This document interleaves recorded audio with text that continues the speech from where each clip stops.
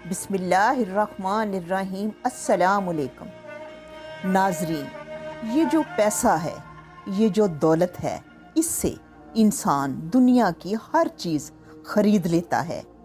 چیزوں کے علاوہ لوگ اس دولت سے انسان کو خرید لیتے ہیں، اور خالی اس پہ بس نہیں، لوگ اس دولت سے انسان کا ایمان خرید لیتے ہیں۔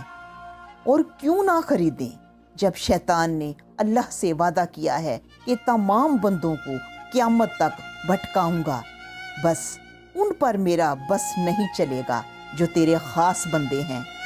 اور اس دور میں اللہ کے خاص بندے ہیں ضرور، لیکن آٹے میں نمک کے برابر، ورنہ شیطان کی گرفت میں زیادہ تعداد ہے۔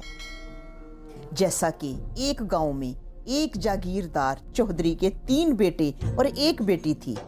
چودھری نیک انسان تھا، لیکن اس دنیا فانی سے کوچ کر چکا تھا۔ لیکن اس کے مرنے کے بعد اس کی جاگیروں اور اس کی دولت نے اس کے بیٹوں کو سرکش گھوڑوں کی طرح منہ زور کر دیا تھا۔ اور ان کا ایک ساتھی تھا جس کا نام ہاشم تھا۔ وہ ہاشم نامی شخص بہت چلاک، بہت شاطر تھا۔ اس کا دماغ کمپیوٹر کی طرح کام کرتا تھا۔ اس کی انہی خوبیوں کی وجہ سے چودھری کے بیٹے اسے اپنا خاص بندہ اور جگری یار کہتے تھے۔ اپنا ہر مشکل اور پیچیدہ کام وہ اسی سے کرواتے تھے۔ وقت گزرتا رہا۔ چودھری کے جو سرکش بیٹے تھے، ان کی بہن انہی کے کھیتوں میں کام کرنے والے ایک لڑکے کو بہت چاہتی تھی، اسے پسند کرتی تھی۔ وہ بھی اسے دل و جان سے چاہتا تھا، لیکن اس کے بھائیوں سے ڈرتا تھا۔ ایک دن ان دونوں کو بات کرتے ہوئے ایک مزارے نے دیکھ لیا اور جا کر اس کے بھائیوں کو بتا دیا۔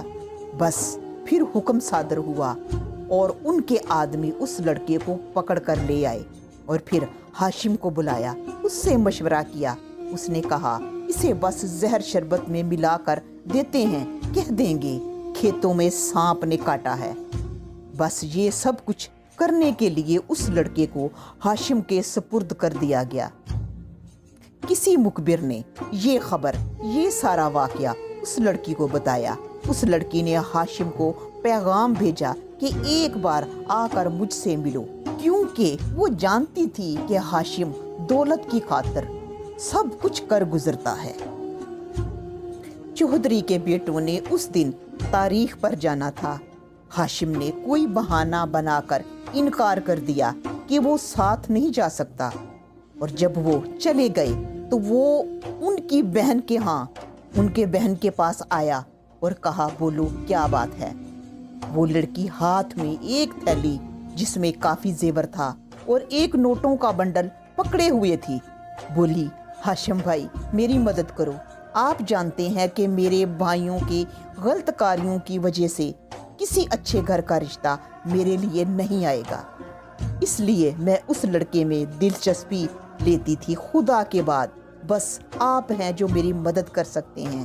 یہ سارا زیور میری ماں کا اور میرا ہے، یہ بھی اور یہ رقم بھی آپ رکھ لیں اور خدا را میری مدد کریں۔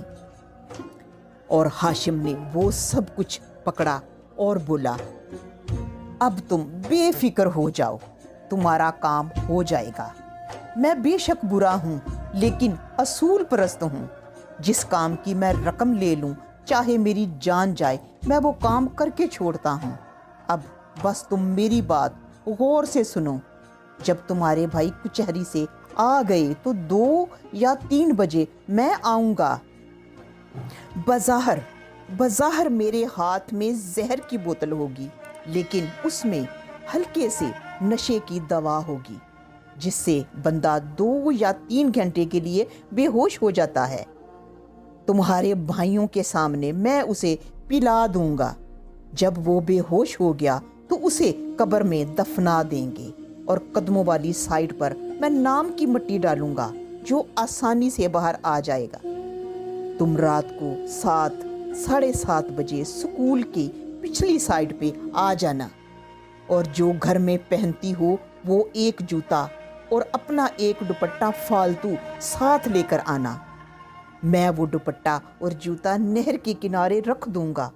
सब समझेंगे कि उस लड़के को मारने की वजह से तुमने दिल बर्दाश्ता होकर खुदकुशी कर ली नहर में छलांग लगाकर, और फिर मैं तुम दोनों को यहाँ से निकाल दूंगा। मैं उस लड़के को एड्रेस दे दूंगा, तुम सीधे कराची चले जाना, वहाँ मेरा भाई है, वो तुम दोनों का निकाह करवा देगा। और बस ये जहन में रखना कि वो लड़का जहर से और तुम नहर में डूबकर तुम दोनों यहाँ सबके लिए मर चुके हो। और बस इस पर कायम रहना और तुम घबराना नहीं। ये सारा प्लान मैं लड़के को समझा दूंगा। और फिर बड़ी सफाई से हाशिम ने उस लड़के को जहर दिया और दफना दिया। फिर हाशिम मिठाई लाया, सबको खिलाई, चौधरी के बेटों को तो डबल डबल खिलाई। हकीकत में उस मिठाई में भी नशा था। सब गहरी नींद सो गए तो हाशिम ने अपने सारे प्लान को सुकून से पाया तकमील तक पहुंचाया। तो नाजरीन, ऐसे लोगों का दुनिया, दीन, ईमान सब कुछ पैसा होता है। ये किसी के यार नहीं होते, ये बस पैसे के यार होते हैं।